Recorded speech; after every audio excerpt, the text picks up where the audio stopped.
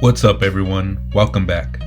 Today we're talking about Thunderbolts Doomstrike, issue number 1, a story that proves why Doctor Doom is one of the most dangerous villains in Marvel history. So here's the deal, Doom already rules the world. The fight isn't about stopping him, it's about surviving him, and standing in his way, Bucky Barnes, aka the Winter Soldier, aka the Revolution. Let's break it all down. In a world where Doctor Doom has already won, the struggle isn't about stopping his rise, it's about resisting his rule. From the moment Bucky Barnes stepped onto the battlefield, he knew exactly what kind of war he was in. This wasn't just about espionage or secret missions, it was survival. And now, Doom was offering him a seat at the table.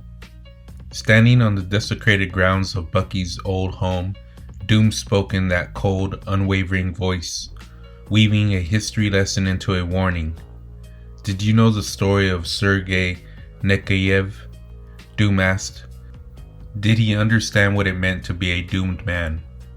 NUKES had been a revolutionary, just like Bucky. He had fought against oppressive regimes, just like Bucky, and in the end, he was betrayed and imprisoned by the very people he fought to save. Doom looked at Bucky as if the comparison was inevitable. You have aligned yourself so long with the tragic ideals of the reactionary that you cannot yet see the actual ground on which you stand. Doom's words were clear. You've already won, you just don't see it yet. The old systems, the corrupt power structures Bucky fought against, had been reduced to ash, but instead of celebrating, Bucky was still fighting. Doom gave him a choice. Accept his new reality, join the ranks of Vulgar Victorious, Doom's secret police, and wield true power, or be crushed. Bucky's answer came fast. Hear that, Val? We got him on tape. It was a setup. Bucky had been recording everything. Doom's eyes darkened. Damn you, Barnes. Energy crackled around his gauntlet as he fired, but Bucky was already moving. His comms flared as Valentina Allegra de Fontaine spoke through his earpiece. Frustration thick in her voice.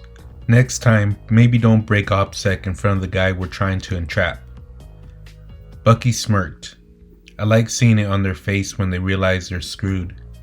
In a flash, he was gone, teleported across the world, out of Doom's grasp. But Doom never lets a loose end go unburned. Bucky reappeared in Thunderbolts Mountain, Colorado, but something was wrong. Val's voice came through again, strained. I'm getting spikes in temperature readings across the complex. The pressure warning system's going haywire.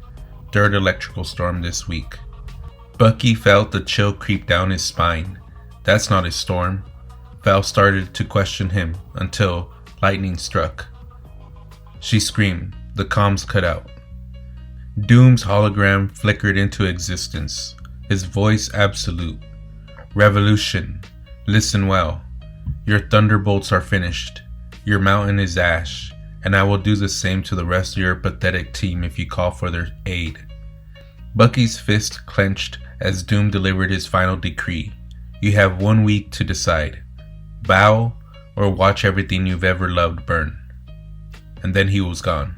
Thunderbolts Mountain, their home, was a smoldering ruin. Days later, Shelbyville, Indiana. The rain poured, cold and unrelenting. A man sat on a park bench, his face hidden under a cap. A woman approached, holding an umbrella, her red hair barely concealed beneath a hood. The sun's quite hot today, she said, voice carefully measured. Not as hot as the company, the man responded. Code words exchanged, identities confirmed. Black Widow sat beside Bucky Barnes. Alpine missed you, he murmured, nodding towards his cat curled up in his jacket. Widow exhaled, her eyes sharp. So you really spat in Doom's face. Bucky smirked. Better than give him the biggest propaganda win of his life. That was stupid, she snapped. We don't even understand his full plan yet. You let him push you into a fight you weren't ready for. The words stung, but she wasn't wrong. Bucky had acted impulsively, and now they were backed into a corner. The Avengers are frozen. Tony's acting shadier than usual. Doom is pushing us into reckless moves, and now you and I are the only Thunderbolts left. But Bucky wasn't giving up. Not yet. We don't have the numbers for an insurgency, but we can sabotage him. And Doom, he had just given them the perfect target. Doom had taken every nuclear warhead on Earth and placed them in a suborbital satellite lockbox. He thought they were untouchable. Bucky planned to prove him wrong. But to pull this off, he needed one thing: someone with super strength, flight, zero regard for authority, and absolute loyalty to the Thunderbolts. And there was only one person who fit that bill: Songbird. The mission was set. They infiltrated the satellite, found the warheads, and were seconds from disabling them, until they realized Doom had played them again. He wasn't hiding the nukes. He was aiming them at Earth. And before Bucky could react, Doom launched one straight at Shelbyville. Bucky grabbed onto the missile mid-flight, trying to disarm it as it plummeted towards the town. Widow's voice screamed through his earpiece, "Bucky, drop it." "I can make it," he shot back, his fingers working desperately against the mechanisms. Widow's voice cracked. "James, it's going to hit Shelbyville. His home." He hesitated, just for a second, and then he let go. Songbird caught him just as the missile detonated. In the next panel, we see that the news spun the truth. Doom had taken the footage, manipulated the audio, and turned the world against Bucky. The terrorist James Buchanan Barnes is at large. If you have any information, contact our tip line immediately. Then, Doom himself appeared on screen. To the people of America, Doom grieves with you. With cold precision, he framed Bucky for the attack and used the tragedy to launch his new world police force, the Fulgur Victorious. A new Thunderbolts, his Thunderbolts, dedicated to erasing all opposition. And just when it seemed like all hope was lost, someone else made their move. Deep inside OXE listening station Alpha 1, masked figures silently execute Doom's guards.